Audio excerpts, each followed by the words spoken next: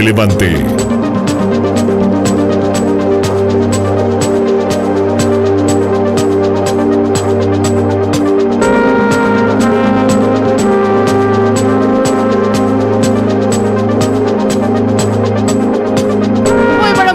Bienvenidos a una emisión más aquí de Economía 1000. Pasó un minutito de las 12 de hoy, lunes 24 de julio del año 2023. Como todos los días, los estaremos acompañando Horacio Laves y Prince Otto. ¿Cómo estamos, Horacio? ¡Feliz lunes! Hola, Prince, ¿qué tal? ¿Cómo estás? Un saludo también a toda nuestra audiencia. Y bueno, feliz de estar acá para seguir compartiendo con nuestra audiencia como siempre. Y esta semana tenemos una semana muy cargada, muy interesante, preparada. Así que bueno, ya queremos empezar lo antes posible con nuestra entrevista. Para eso queremos iniciar primeramente con nuestras noticias de siempre. Haremos un pimponeo rápido de noticias. Adelante, Josema. MF Economía e Inversiones presenta las principales noticias económicas de Paraguay y el mundo. En ámbitos internacionales, la actividad comercial de la zona euro se redujo en julio. La demanda de la industria de servicios disminuyó y así también lo hizo la actividad de fábrica del bloque europeo. El declive se dio principalmente en dos de las economías más grandes, en Alemania y en Francia, sumando preocupación a los temores de recesión para la eurozona. Ya en noticias de la región, el Fondo Monetario Internacional debería en los próximos días finalizar la base para un acuerdo a nivel de personal con Argentina sobre una revisión del préstamo de 44.000 millones de dólares con el país. Se espera que el gobierno argentino dé a conocer las medidas fiscales y monetarias en los próximos días como parte de un acuerdo en curso con el Fondo Monetario Internacional que devaluará efectivamente el peso argentino.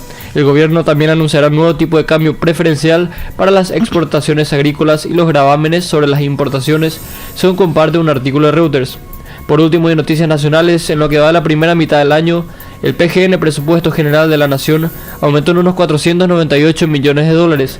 A diciembre del año pasado, este ya alcanzaba los 14.844 millones de dólares y el presupuesto vigente al cierre del primer trimestre aumentó en un 3,3%, alcanzando los 15.342 millones de dólares.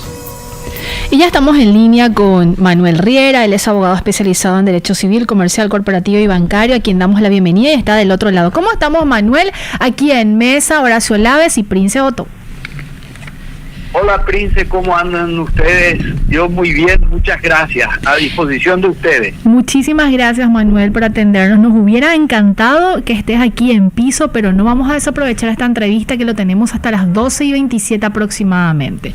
Manuel, ya empiezo la nota, porque esta semana queremos abocarnos al análisis, a las eventuales implicancias del paquete de reformas estructurales que está empujando de alguna manera el entrante gobierno, y hasta ahora hemos contabilizado en la consultora MF Economía e Inversiones aproximadamente entre 8 proyectos de ley que van a significar un cambio bastante significativo en la estructura y en el funcionamiento del Estado.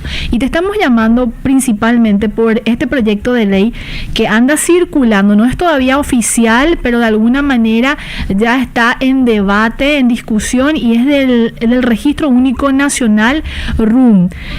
Manuel, nos gustaría arrancar antes de justamente preguntarte sobre este proyecto de ley, de lo que quizás estés escuchando y de alguna manera si entró en tu análisis justamente esta propuesta. ¿Cómo está funcionando actualmente el mercado inmobiliario en Paraguay con estas dos entidades dependencias del Estado, el catastro y también lo que serían los registros públicos? Mira, Prince, yo creo que el nuevo gobierno pone especial énfasis, da la sensación por todo lo que leemos, las declaraciones de Peña y de la gente que le rodea, que va a estar en el gobierno, que una de las ideas principales que manejan es atacar la pobreza, no analizando las causas de la pobreza, sino analizando las causas de la riqueza. Y da la sensación, y se lee perfectamente en todas las declaraciones, que el presidente electo lo que busca es generar desarrollo.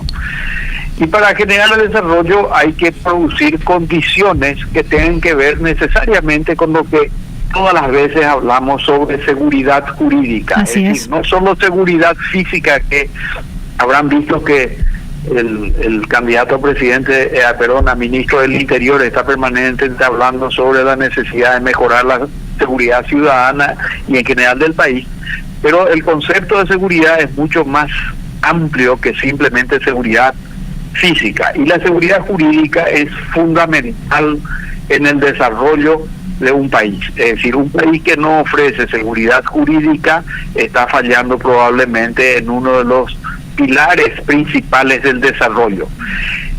Si uno, a poco que uno haya leído y visto, se da cuenta que hay una tesis magnífica escrita por un peruano, publicada en un libro que se llama Los Misterios del Capital, que ustedes deben conocer muy bien, en donde Hernando de Soto demuestra que los países desarrollados lo que lograron es acortar, reducir, simplificar todos los procesos que tienen que ver con aquellos conceptos de la propiedad, no limitándose exclusivamente a la propiedad inmobiliaria.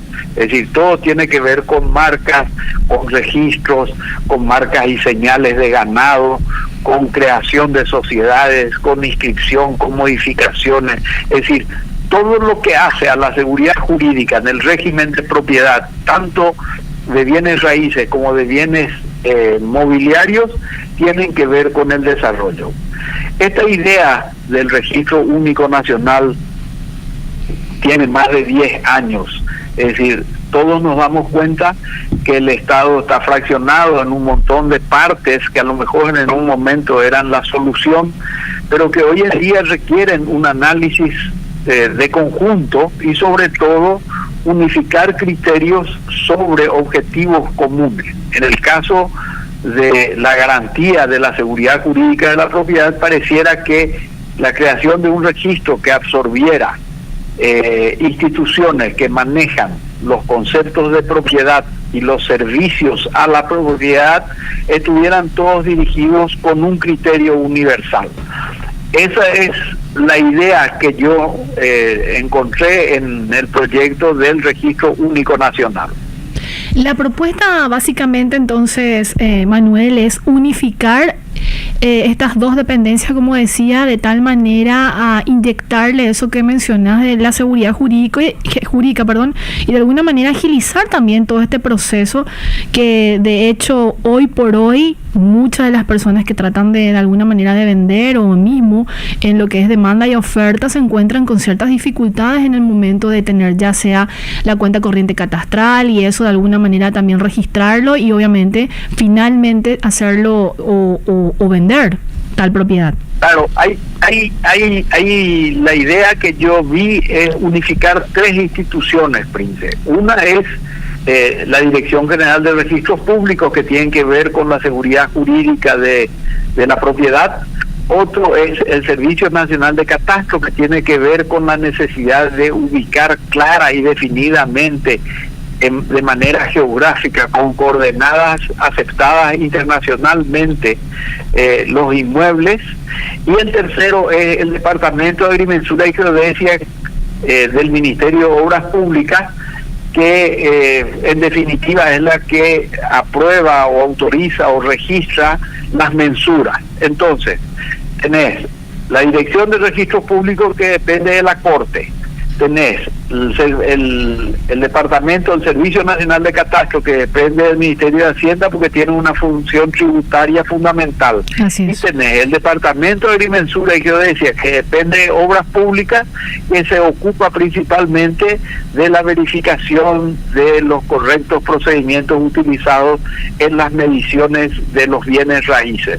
Entonces, hasta donde yo vi, el objetivo del proyecto es que estas tres instituciones respondan a un mismo criterio con un mismo objetivo de seguridad jurídica en general, en donde hay que garantizarle a la gente que efectivamente es dueño de esa tierra y que esa tierra está ubicada en tal lugar y que tiene tales medidas, tales dimensiones, tal superficie, tal contorno, y que además todo eso esté certificado dentro de las reglas de medición de bienes.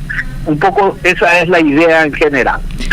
Manuel, mencionabas sobre que básicamente esta propuesta o esta idea ya data de hace una década aproximadamente, y la pregunta es ¿por qué de alguna manera no prosperó y cuál es tu perspectiva con respecto a esta propuesta de que realmente finalmente pueda implementarse? Claro, en aquella oportunidad que yo participé en la redacción de lo que se llamaba el DINACARE, o sea, la Dirección Catastro Registral, que tenía la misma idea, ¿verdad? Sí. La dificultad más grande que tuvimos y que motivó reuniones de las que yo mismo participé en aquella oportunidad y que lideraba Juan Carlos López Moreira en su carácter de decán civil del Palacio, estuvo en el problema de las tasas judiciales. O sea, ustedes saben que la Dirección General de Registros Públicos es la que genera una cantidad enorme de tasas que entran al Poder Judicial. Sí. La mayor cantidad o el volumen, no sabría decirte cuánto, pero el mayor volumen de tasas percibidas corresponden a actos jurídicos celebrados principalmente por los escribanos públicos, y una porción menor es la generada por los abogados en los trámites jurisdiccionales. Todo ese dinero entra al Poder Judicial, y el Poder Judicial tiene un régimen de distribución establecido en la ley de tasas con porcentajes que se destinan, la mayor parte al Poder Judicial, otra parte a registros públicos, otra parte a las penitenciarías y otro tanto al Ministerio Público. Entonces, la gran discusión siempre pasó por ver cómo distribuir las tasas o cómo resolver el problema de tasas. Es decir, si la Dirección General de Registros Públicos sale del control de la Corte Suprema, ¿a dónde van las tasas? ¿Verdad? Porque el volumen de tasas que se perciben da para mucho más que organizar los registros públicos. Y bueno, ese es un tema, y tiene que haber un proceso que yo no sé cómo está previsto en la nueva ley, pero probablemente es un aspecto fundamental que supone establecer la sustitución de tasas en el tiempo por un mecanismo de generación de recursos públicos para el Poder Judicial, que por la Constitución tiene derecho al 3% del Producto Interno Bruto, si mal no recuerdo. Me parece... Entonces, ahí estuvo el principal obstáculo que impidió que el DINACARE saliera. Y después había otras cuestiones menores que hoy en día son de Estado público, como el problema de las hojas de registro que se pretendían suprimir, que los escribanos venden a través de la Corte, y que hoy en día tienen un pleito feroz entre la Corte y el Colegio de Escribanos. Me parece fundamental lo que nos estás explicando, Manuel, porque de alguna manera estos antecedentes también ayudaron a diseñar, imagino, una propuesta más acorde a ciertas realidades, en el sentido de cuando hablamos el aspecto presupuestario es fundamental para el Poder Judicial, por ser, obviamente, representa, vamos a decirle, recursos más que importantes para su presupuesto, y de alguna manera ir adecuando a las circunstancias podría esto encaminarse muy bien. Pero ¿qué básicamente plantea esta propuesta, en lo que pudiste leer al menos, Manuel, de bajo qué dependencia estaría el Registro Único Nacional, o no se contempla aún eso? No, se crea un ente autárquico, es decir, se autofinancia con personería jurídica de derecho público, que tiene facultades administrativas, y crean tres direcciones. Esto ya estaba todo previsto antes, de las 3 direcciones que son muy atractivas. Es decir, la básica, que es el registro público del registro de la propiedad, donde se registra todo lo que tiene que ver con inmuebles, hipotecas, fideicomisos, vuelo forestal, embargos, medidas cautelares, etcétera, etcétera. Luego está la parte de catastro, que tiene que ver directamente con todo lo que sea la identificación de los inmuebles, y esa identificación de los inmuebles tiene funciones similares a las actuales, un poquitito más amplia, en el sentido de que tiene, yo recuerdo que decía algo así como que tiene que ser demostrativo, en el sentido que tiene que representar la imagen física de los inmuebles, no con efecto jurídico, sino con efecto de poder acreditar el espacio físico ocupado por el inmueble. Tiene que ser geométrico, respondiendo seguramente a estas a estas medidas georreferenciadas que se utilizan ahora.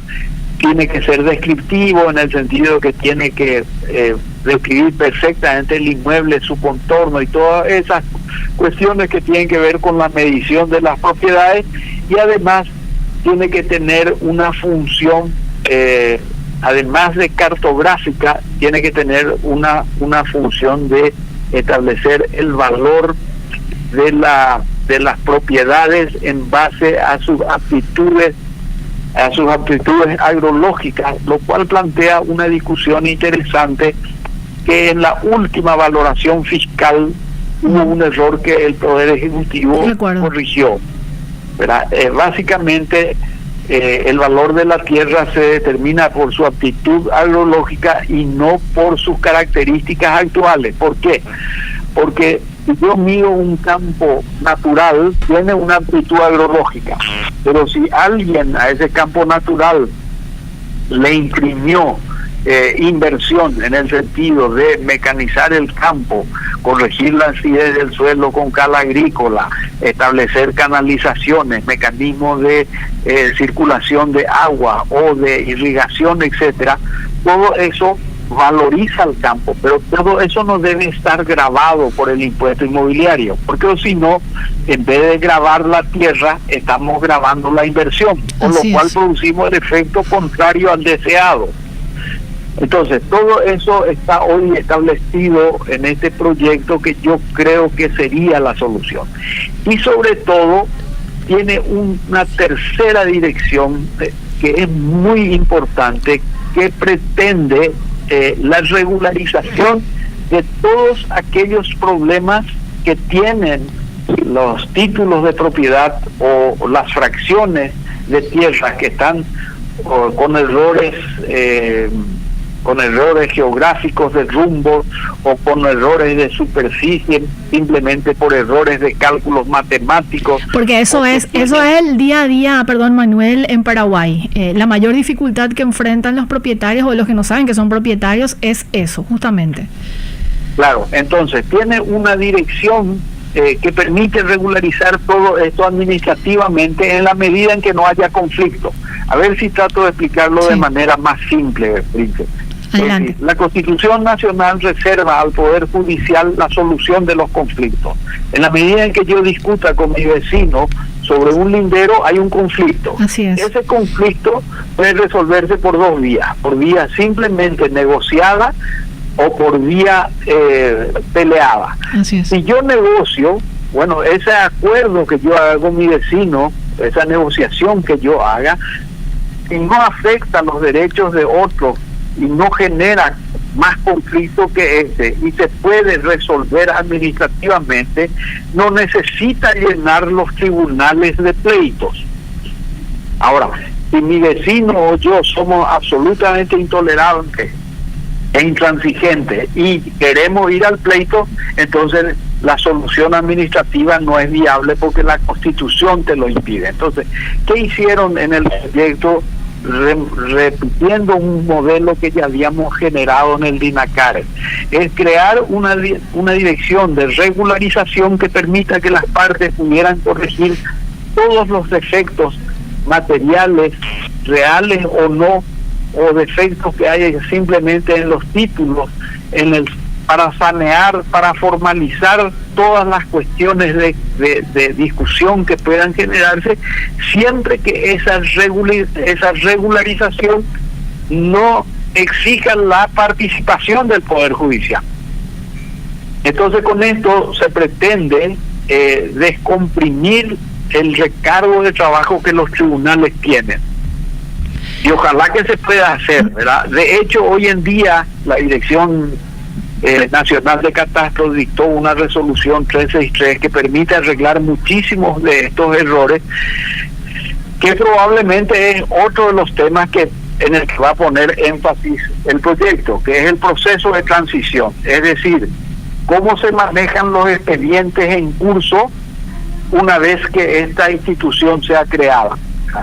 Yo lo que creo es que siguiendo los modelos básicos de todos los regímenes o leyes procesales, lo que tiene que hacer es que todo lo que empezó con la ley vieja termina con la ley vieja hasta tanto se dicten las nuevas resoluciones y reglamentaciones, y todo lo que entre con el régimen nuevo se regirá por las resoluciones que vayan sustituyendo las viejas. Esto es normal en el derecho, aunque la gente no lo ve, los abogados sí lo padecemos, que se llama el derecho intertemporal, es decir, el régimen jurídico entre normas, en donde uno no sabe si se aplica la ley vieja o se aplica la ley nueva, salvo que la ley nueva tenga un capítulo de disposiciones transitorias que establezca estos mecanismos claramente, de manera que la gente no entre en discusiones estériles de saber si aplica la ley vieja o la ley nueva, porque la ley vieja por definiciones tienen lo que se conoce ultraactividad, es decir, los hechos jurídicos ocurridos bajo la ley vieja no están alcanzados por la ley nueva por el principio de retroactividad, y hacen que la ley vieja, aún extinguida, siga generando efectos. El ejemplo gráfico más lindo que yo leí hasta ahora sobre cómo explicar esto es la figura de las estrellas extinguidas. Es decir, murieron hace millones de años, pero hoy en día vemos su luz todavía, porque todavía no llegó la extinción de la estrella, o está llegando ahora. Lo mismo ocurre con las leyes. Hay leyes que se extinguieron, pero sus efectos siguen funcionando. Esto tiene que estar claramente reglamentado en el nuevo proyecto de ley. Que va a ser un gran desafío. Manuel, va a ser un gran desafío. Totalmente. Nos quedan como 3 minutos aproximadamente de programa y realmente muy interesante tu exposición. Estamos aprendiendo muchísimo aquí y obviamente la audiencia también. Pero no quiero dejarte ir sin esta pregunta. Obviamente la fusión de estas 3 entidades o dependencias va a significar algo muy importante para la estructura del Estado, en el sentido de que no solamente estamos hablando de las funciones que de alguna manera se van a unificar, sino también a nivel presupuestario, como ya lo estuviste explicando muy ampliamente también. Pero mi pregunta puntual, Manuel, es, de acuerdo con tu experiencia y con lo que pudiste leer de esta propuesta normativa, y ya lo decías de manera particular algunos puntos, pero mi pregunta es, en general, ¿es viable, es factible llevar adelante lo que se está proponiendo en este proyecto de ley, o hay algo que se tiene que zanjar de alguna manera ya en esta ley marco, o eso se puede ir de alguna manera limitando o, vamos a decirle, ayornando ya en los decretos siguientes? No, yo creo que cuando uno entra en el Estado se encuentra con varias aristas. La primera es la voluntad política, que es la que obviamente está, porque el presidente electo declaró en varias oportunidades que él quiere resolver este problema de los registros. Así es. Entonces la voluntad política está, que es fundamental. La segunda es el marco jurídico, porque esto plantea el conflicto entre el sector público y el sector privado, el derecho público y el derecho privado. Es decir, nosotros en el sector privado, en el derecho privado, nos manejamos por el principio de libertad. Es decir, podemos hacer todo lo que la ley no prohíbe. El sector público se rige por el principio de legalidad. Es decir, solo puede hacer aquello que la ley manda, aquello que la ley permite, autoriza, ordena, dispone. Lo cual supone que a la voluntad política expresada por el presidente electo tenemos que obtener que el Congreso, que es el órgano competente, dicte el marco jurídico que permita que esto funcione. Ese marco jurídico no solo tiene que resolver estos problemas que yo acabo de señalar, sino otros más mundanos, más simples en teoría, pero que tienen una gran trascendencia. Por ejemplo, ¿qué pasa con todo el personal? Así es. De la Dirección de Registros Públicos, la Dirección de Catastro y del Ministerio de Obras Públicas? Todo este personal que tiene altísima formación, cada uno en el área de sus competencias, en mi opinión, en la ley tienen que pasar a la Dirección de Registros Únicos nacionales y tienen que pasar dentro de la nomenclatura. Y al pasar estas personas, van a tener que responder a una nueva dirección unificada, que es lo que nosotros creemos que va a ayudar a mejorar el servicio público en la materia. ¿Por qué? Porque toda la nomenclatura jurídica y catastral se va a unificar. Hoy en día uno va a catastro y te dan la cuenta corriente si es propiedad urbana, o te dan el padrón si es propiedad rural, pero uno no siempre consigue saber cuál es la matrícula o la finca que corresponde a ese padrón o a esa cuenta corriente. Entonces siempre tenemos el problema, esta finca qué cuenta corriente tiene, esta finca o esta matrícula qué padrón tiene. Bueno, hoy en día todo eso se simplificaría porque se discutiría, se negociaría dentro de una misma unidad jurídica que sería el Registro Único Nacional. Yo creo que la solución es perfecta. En segundo lugar o en tercer lugar, hoy en día discutir una cuestión del registro te obliga a remontarte a un poder del Estado. Es decir, si te vas al registro de la propiedad y se plantea un conflicto, terminamos la Corte. Y hablar con la Corte no es fácil, como hablar con el presidente de la República no es fácil, como hablar con el presidente del Congreso no es fácil. Entonces, cuando un órgano como el registro público depende de la Corte, y se complican las cosas. Pero cuando un órgano depende de un director del registro, ocurre un poco lo que decía Nerón, ¿no? Es decir, que quería que Roma tuviera una sola cabeza para cortarla de un solo tajo. Bueno, ahora tendremos un responsable a quien poder decirle, vos sos responsable de que el registro no ande, y eso es muy importante. Hoy en día no sabemos por culpa de quién no andan las cosas, o sí sabemos, pero está todo diluido, todo diseminado, todo diferido, y hay que ir a decirle a la Corte, te equivocaste, y la Corte no se equivoca. Sí, es muy cierto. El jefe no se equivoca, no sé cómo decirte, Prince. Entonces yo creo que esto va a funcionar mejor. Manuel, un gusto haberte tenido en el programa, y bueno, esperemos tenerte, pero personalmente ya aquí en piso para abordar, de hecho, y esperemos que esta propuesta pueda prosperar por obviamente los alcances que estabas mencionando y que me parecen muy interesantes. Valdría la pena, Prince, cuando tengamos el proyecto presentado, una vez que sepamos lo que el Poder Ejecutivo diseñó, entonces poder revisar el proyecto y poder diseccionarlo en una mesa de conversaciones con personas vinculadas a los sectores que tengan conocimiento práctico, los que están en la trinchera. Así y poder decir qué es lo que vemos de bueno, qué es lo que tiene de malo, ¿verdad? Porque yo creo que gran parte del problema de la trampa de la democracia es que se perdió de la democracia su valor fundamental, que es el diálogo. Totalmente de acuerdo. La democracia sí es importante, las elecciones son importantes, los votos son importantes, los principios de la alternancia, pero más importante y lo que se ha perdido es el diálogo, es la discusión. Es decir, el Parlamento dejó de ser Parlamento para ser un antro de insultos entre ellos, cuando que ahí la idea democrática básica, clásica de la democracia constitucional y también la antigua, la clásica, la democracia clásica griega, el valor estaba en la discusión, en que la gente pudiera intercambiar ideas y aumentar los niveles de tolerancia, y nosotros estamos viendo exactamente lo contrario. Es decir, nosotros estamos viendo que en vez de discutir ideas, todo el día se pasan insultando nuestros representantes, y nosotros no le elegimos para que se insulten, le elegimos para que discutan ideas y produzcan los marcos jurídicos que necesitamos para que el país crezca.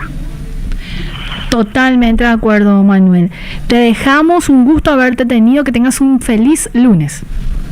Gracias, Prince, gracias, muy amable. Igualmente, gracias, Manuel. Gracias por acordarse de mí siempre. Siempre, así es, Manuel. Que tengas un buen inicio de semana. Realmente, gracias. Gracias, señor. Era Manuel Riera, abogado especializado en Derecho Civil, Comercial, Corporativo y Bancario. Muy interesante la exposición de Manuel Riera, como las veces que lo tuvimos aquí, hablándonos sobre el proyecto de ley de Registro Único Nacional RUN y obviamente las implicancias y los alcances. Hay que recordar que esta es una propuesta normativa, todavía no está socializado como tal, pero como proponía justamente Manuel, sería interesante abrir el debate sobre el tema. Vamos llegando al punto final, Horacio. Vamos llegando al punto final, Prince. Le agradecemos a toda nuestra audiencia una vez más por acompañarnos aquí en Economía 1000 y les decimos que nos pueden encontrar siempre en YouTube y en Spotify. Estamos ahí siempre como Economía 1000, donde pueden encontrar todos los episodios. Que tengan un excelente lunes.